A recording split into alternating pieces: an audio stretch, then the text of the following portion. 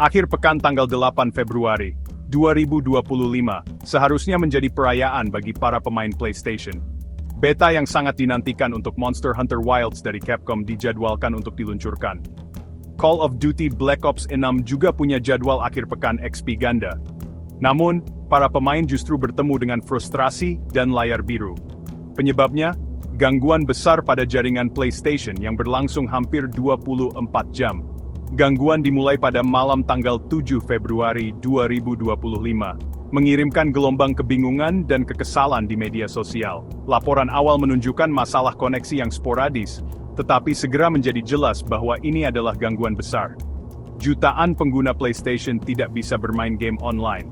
Lebih parahnya lagi, gangguan tersebut meluas ke fungsi-fungsi di luar online. Banyak pengguna melaporkan kesulitan bahkan untuk mengakses game pemain tunggal yang memerlukan verifikasi online. Ini berarti bahkan mereka yang lebih suka bermain game solo pun tidak bisa bermain. Waktunya yang bertepatan dengan akhir pekan game besar hanya memperparah frustrasi. Gangguan tersebut berdampak luas, memengaruhi beberapa judul PlayStation yang paling populer. Fortnite, Call of Duty, Grand Theft Auto Online, semuanya mengalami gangguan yang signifikan. Beta Monster Hunter Wilds yang sangat dinantikan, gagal total bagi banyak orang yang sangat ingin mencoba penawaran terbaru dari Capcom. Komunitas game, yang dikenal karena sifatnya yang bersemangat dan vokal, menyerbu Twitter dan Reddit untuk melampiaskan rasa frustrasi mereka.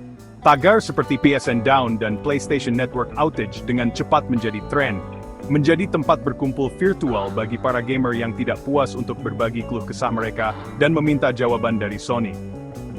Gangguan ini bukan hanya ketidaknyamanan, itu merupakan gangguan waktu luang, kesempatan yang terlewatkan untuk terhubung dengan teman, dan bagi sebagian orang, penghentian total sumber hiburan utama mereka.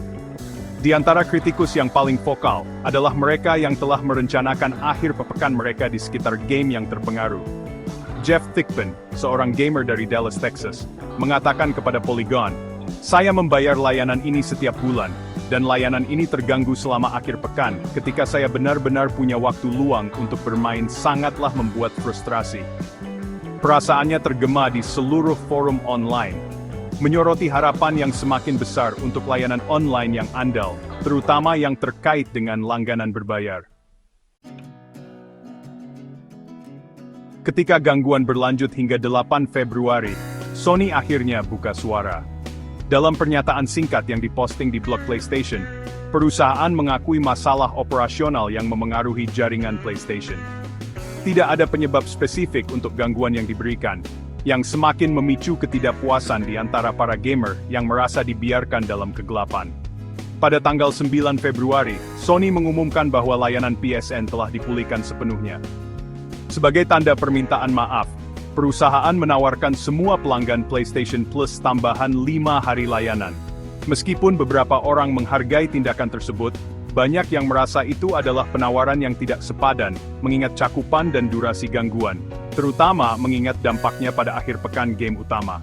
Seruan untuk game gratis atau paket kompensasi yang lebih substansial bergema di media sosial. Connor Clark, seorang perwakilan dari Sheffield Games Collective, sebuah komunitas game yang berbasis di Inggris, mengungkapkan sentimen umum.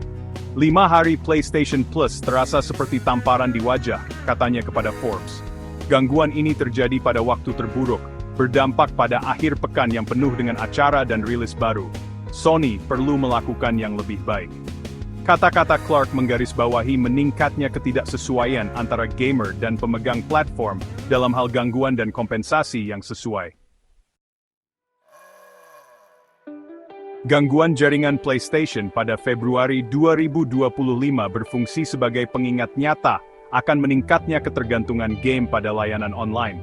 Bahkan game pemain tunggal, yang dulunya merupakan benteng kenikmatan offline, semakin terikat dengan autentikasi online, membuat pemain rentan terhadap gangguan server.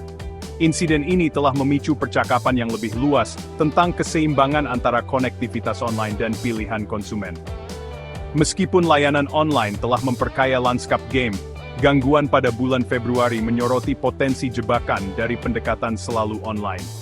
Gamer dan pakar industri sama-sama menyerukan transparansi yang lebih besar dari pemegang platform infrastruktur online yang lebih kuat, dan kompensasi yang lebih adil ketika gangguan terjadi. Gangguan jaringan PlayStation pada Februari 2025, meskipun singkat, telah meninggalkan dampak yang bertahan lama.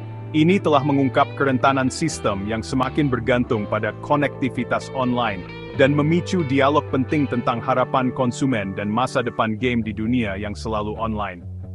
Seiring game terus berkembang, peristiwa akhir pekan itu akan berfungsi sebagai pengingat yang kuat tentang pentingnya keseimbangan, transparansi, dan komitmen untuk mengutamakan pemain.